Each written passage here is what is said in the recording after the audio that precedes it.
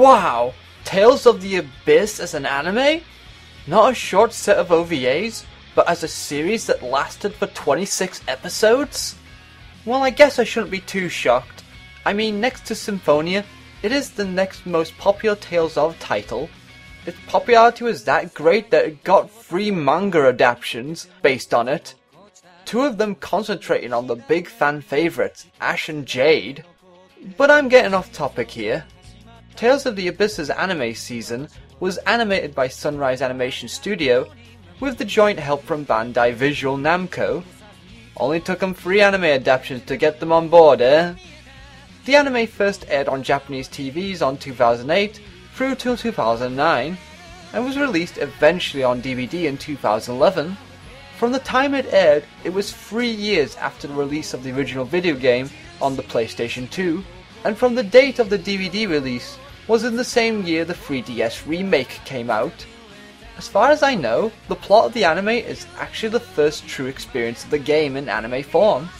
That changed nothing from the original, all the dialogue and scenes word for word, though I will admit here that I never played the original PS2 version of the game due to the fact I am British, and only Japan and America were able to enjoy the game at the time. I do own the 3DS version as of this year, but I am still trying to make my way through it. So whether I am wrong about there being no changes between the game to the anime, you may have to correct me on this. So what's the story, I hear all 10 of you say? Well, the story follows a spoiled and sheltered young nobleman, Luke von Fabre, son of Duke Fabre of the Kimlaska Kingdom, who has been kept in the family mansion most of his life after being kidnapped several years ago when he was a child, and from the shock of the kidnapping, has forgotten completely everything before it happened. But during a training session with his teacher Van Grants, a mysterious woman who Luke comes to know as Tyr invades the mansion and tries to kill Van, only for Luke to stand in the way and defend him, and due to mysterious reasons, gets teleported away with Tyr.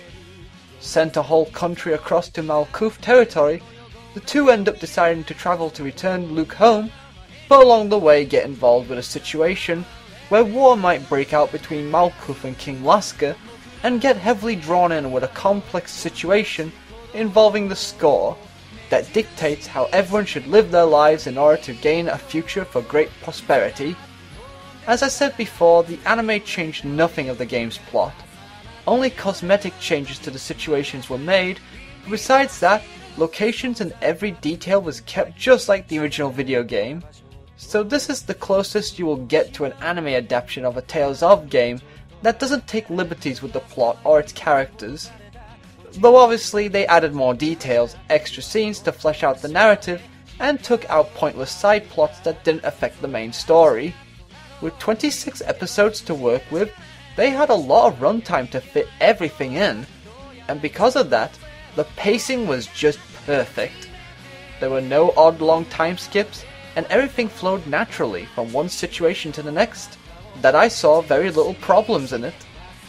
If you loved the opening animation to the video game, you are bound to love this animation, as the anime series looks similar to the opening sequence in style, only done for the entire game, and with slightly more detail, as the animation looks really good, and with very little problems from what I saw, and the battles were pretty awesome too. Voice acting is a no-brainer as it is the same cast from the video game, and they did their job well as per usual, with good delivery. This is another series that has no English dub to speak of, but compared to Symphonia, it has been announced that an English release may be coming to America under the Bandai Entertainment license, so that's something to look forward to someday. While on the music front, it sounds good and like it could come from the game. Again, haven't played it much.